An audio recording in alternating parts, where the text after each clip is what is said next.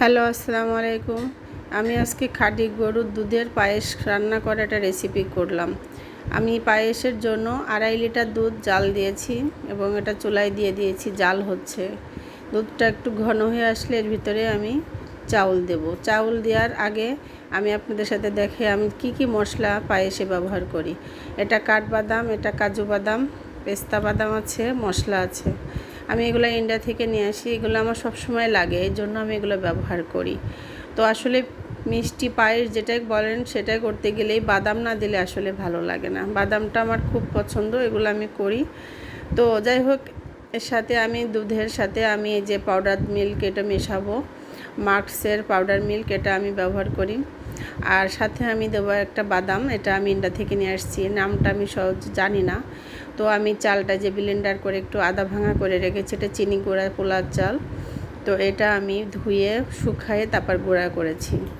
তো আমি দুধ জাল দিতে দিয়েছি, এই যে জাল হচ্ছে, ভালোই ফুটেছে এবং দুধটা অনেক ঘন হয়ে এসেছে। তো এই দুধের ভিতরে আমি চাউলটা দিয়ে দেব।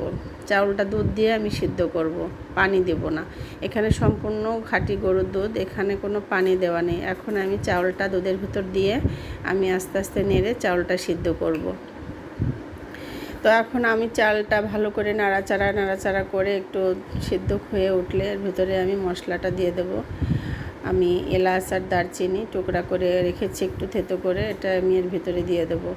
তা আসলে এগুলা আমরা তো সব সময় করি না, বাচ্চারা যখন বায়না করে তখন করতে হয়, কিন্তু পায়েস করতে গেলে বিশেষ করে দুধ বেশি না দিলে পায়েস মজাই লাগে না।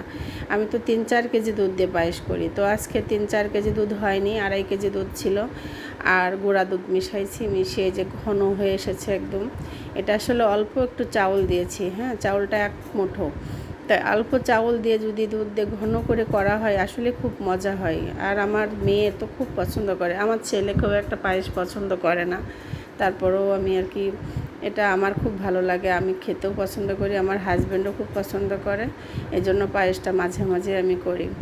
তো আমি বাদাম দিয়ে দিয়েছি, কাজু বাদাম, কাঠবাদাম, পেস্তা বাদাম সব দিয়ে দিয়েছি। সাথে এখন পরিমাণ মতো মিষ্টি দেবো। মিষ্টিটা আমরা একটু কম খাই, বিশেষ করে আমি মিষ্টি এখন একদমই খেতে পারি না, খেতে চাইও না।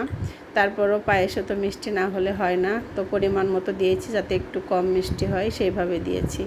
আপনারা স্বাদ মতন মিষ্টি দেবেন, যারা পায়েস করেন বা পারেন তারা তো জানেন কি কতটুকু দিতে হয়।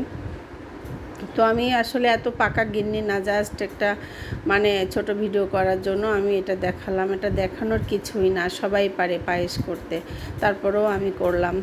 তো আপনারা পায়েস এইভাবে করবেন। আর আমার পায়েস রান্না যদি আপনাদের পছন্দ হয়ে থাকে তাহলে অবশ্যই লাইক কমেন্ট করবেন। আর আমার বাসায় দাওয়াত রইল, পায়েস খাওয়ার জন্য চলে আসবেন। গরম গরম পায়েস আসলে ভালো লাগে না, পায়েসটা ঠান্ডা হয়ে গেলে তখন ফ্রিজে রেখে একটু ঠান্ডাটা খেতে ভালো লাগে। তো এই যে পায়েস একটু ফ্রিজে রেখেছিলাম, একদম মানে ঘন হয়ে কালারই চেঞ্জ হয়ে গেছে। হ্যাঁ, 2.5-3 কেজি দুধ, পাউডার দুধ তো প্রায় 250 গ্রাম দিয়েছিলাম, তো আমার 1 বাটিও হয়নি, অল্প হয়েছে, খুবই ঘন হয়ে গেছে।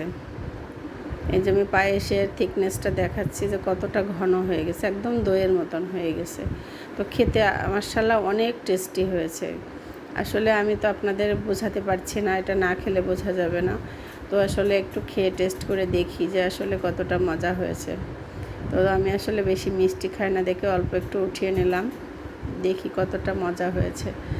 তো দেখে মনে হচ্ছে মাশাআল্লাহ অনেক মজাই হয়েছে, কারণ দুধ অনেক বেশি দিয়েছি। আর বাদাম, কাজু বাদাম, পেস্তা বাদাম, কিশমিশ সব কিছু মিক্সড করে